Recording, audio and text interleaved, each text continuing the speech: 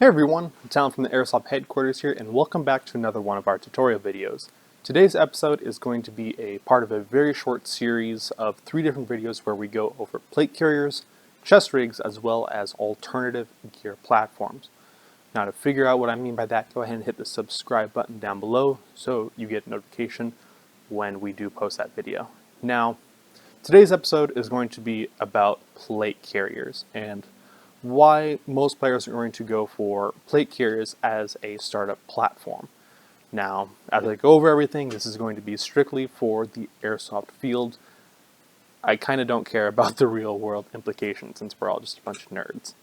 Now, number one reason why people are going to choose a plate carrier is because it looks just like the military.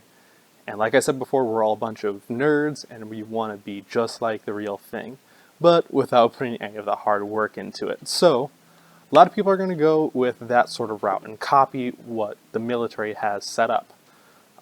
The second thing is going to be it has a lot of protection available to the wearer. Plate carriers are just naturally designed that way to hold some sort of plate system. As an example here, this is a copy of a 6094 that the military would use, but it has a foam insert. So it's going to hold its rigidity and its form a lot better than if it does not have a plate or any sort of plate system in it.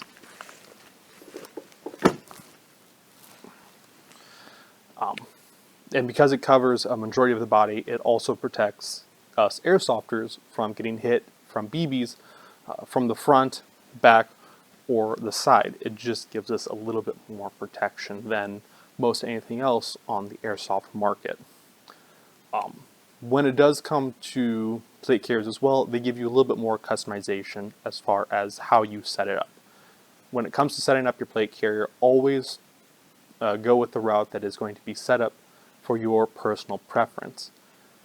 Do not go with something that the military has set up. If you Google or YouTube research military plate carrier setup, please don't do that way.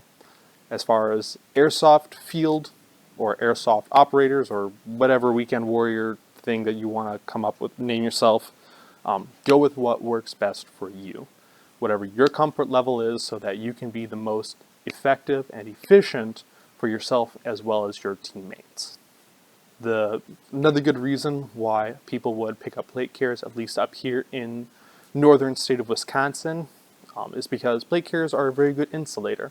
If we're playing in late fall, early spring, even winter, we have some fields play games outdoors. It just works just like a vest, and it keeps all of that body heat inside, and we can go a little bit longer in the cold. And so that's why a lot of people, at least here in Wisconsin, should be picking up plate carriers. When you do go and do any sort of online shopping, please do not go with anything that is from eBay or Amazon that you have typed in tactical gear and you have that listed low to high. That's going to be very low quality control. Stick with something that you recognize as an airsoft market name brand. Brands such as Condor, Valken, NC Star or Revism, LBX, Mayflower, Cry Precision, literally anything else aside from something that is $10, because it's just going to save you so much hassle further on in the long haul. Another recommendation is going to be stick with some sort of solid color system, whether that be black, tan, or straight green. Straight gray is a little bit iffy, and I will go into details with that for a further or a later on video. When you finally do get a plate carrier, it is absolutely crucial that you set it up to your own personal preference. Please do not look at any sort of military plate carrier setups. If you do any sort of research, look at what other airsofters have set up for their personal plate carrier setup. Now you can purchase a plate carrier such as the one I am wearing that has all of the pouches and extra gear already on the plate carrier itself, so you don't have to worry about getting anything aftermarket.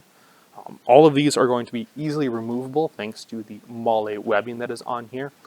So you can remove it remove it, and you can attach anything else aftermarket as far as pouches or any sort of gear accessory that you would want to put onto your gear. You can look at these two options here to my left and to my right as far as other options to go with. These are some of my own personal ones, but set it up to however is best for you. As always, I hope this was very informational for you guys. Go ahead and leave a like, subscribe down below, follow us on Facebook, Instagram, and Airsoft C3, where we will be posting there regularly as well. Stay tuned for future videos.